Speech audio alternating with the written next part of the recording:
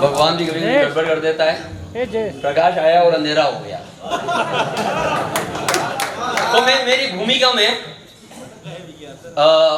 कुछ शब्द रखूंगा कि मैं नहीं जानता जाने कैसे महाकाव्य बनाए जाते हैं। मैं नहीं जानता जाने कैसे महाकाव्य बनाए जाते हैं। मैं नहीं जानता जाने कैसे शब्दों के तीर चलाए जाते हैं। मैं नहीं जानता जाने कैसे कोई खुद की मूरत गढ़ता है। और मैं नहीं जानता घेरों के सहारे कोई कैसे ऊपर चढ़ता है। तो मैं जानता हूं केवल इतना कि मेरे शब्दों की मर्यादा है और मेरे खुद के मान से बढ़कर मेरे शब्दों की कीमत ज्यादा है।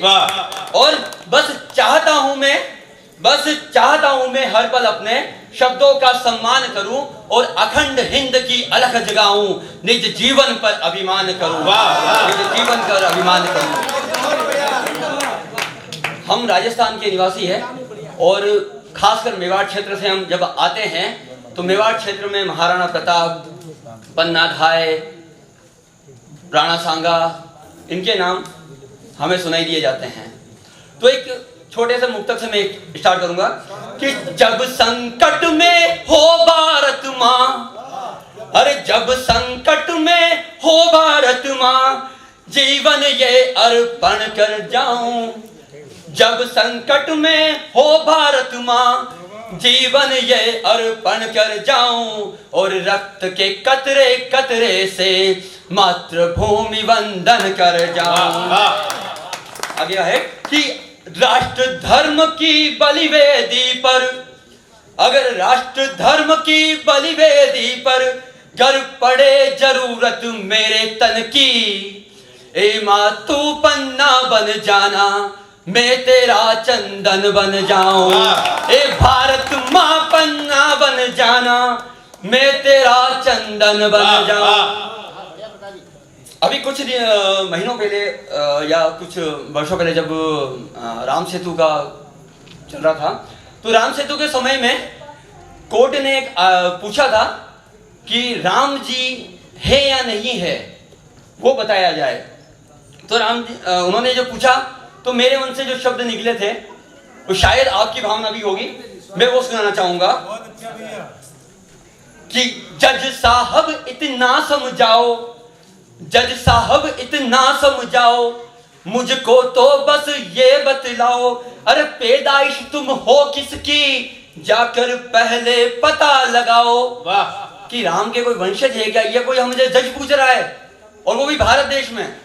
तो जज साहब इतना समझाओ, मुझको तो बस ये बतलाओ, अरे पैदाइश तुम हो किसकी, जाकर पहले पता लगाओ। अरे कैसे तुमने पूछ लिया कि कोई राम का वंशज है क्या, कैसे तुमने पूछ लिया कि कोई राम का वंशज है क्या, क्या तुमको मालूम नहीं है राम नाम दौलत है क्या। और सागर में तिर जाते पत्थर, सागर में तिर जाते पत्थर, राम नाम लिख देने से, और हर पीड़ा टल जाती हंसकर मन से राम नाम कह देने से।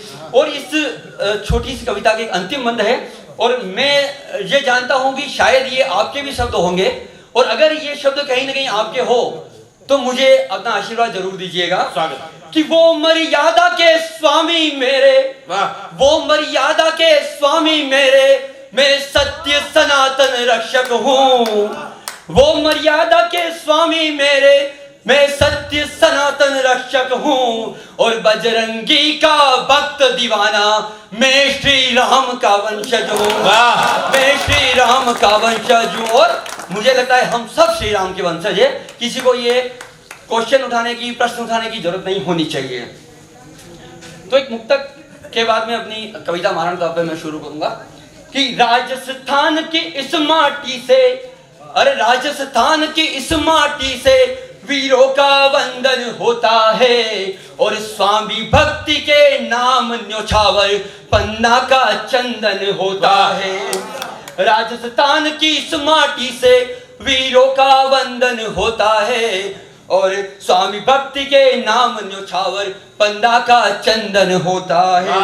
अरे बिन मुंडों के धड़ लड़ जाते, बिन मुंडों के धड़ लड़ जाते वीर प्रसूता धरती पर, तब शान बचाने केशरिया की खुद रक्त समर्पण होता है, खुद रक्त समर्पण होता है।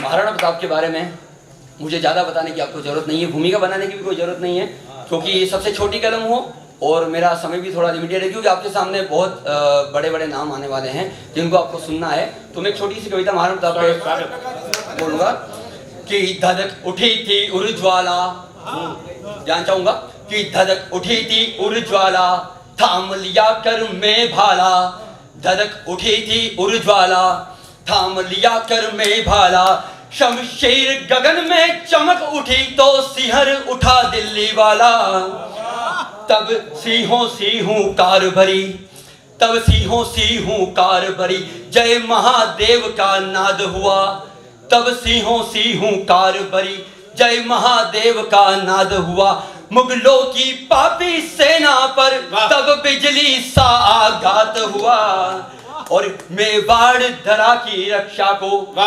मेवाड़ धरा की रक्षा को हर हमले का प्रतिकार किया, मेवाड़ धरा की रक्षा को हम हर हमले का प्रतिकार किया, चढ़मान सिंह के हाथी पर फिर बड़ा भयंकर वार किया। और उसके बाद में चेतक की मैं बात करूंगा।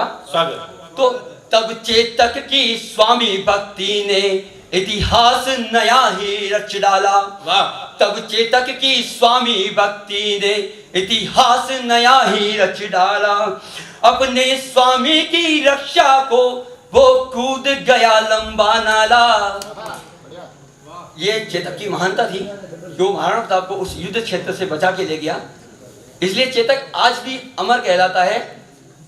और उसके बाद जाला मन्ना, जिन्हें आप जानते होंगे कि महाराणा प्रताप को बचाने के लिए उन्होंने महाराणा प्रताप के जो वस्त्र थे या उनके जो सूचक थे वो खुद धारण किए और युद्ध क्षेत्र में गए।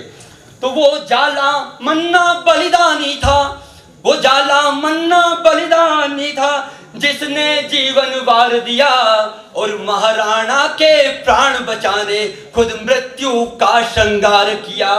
वो जाला मन्ना बलिदानी था जिसने जीवन वार दिया और महाराणा के प्राण बचाने खुद मृत्यु का श्रृंगार किया। और उन्होंने क्या किया था कि महाराणा का रूप धरे वो हर दुश्मन से टकराया था, अरिदल से वो गिरा मगर क्षणिक नहीं घबराया था, अरिदल से वो गिरा मगर क्षणिक नहीं घबराया था।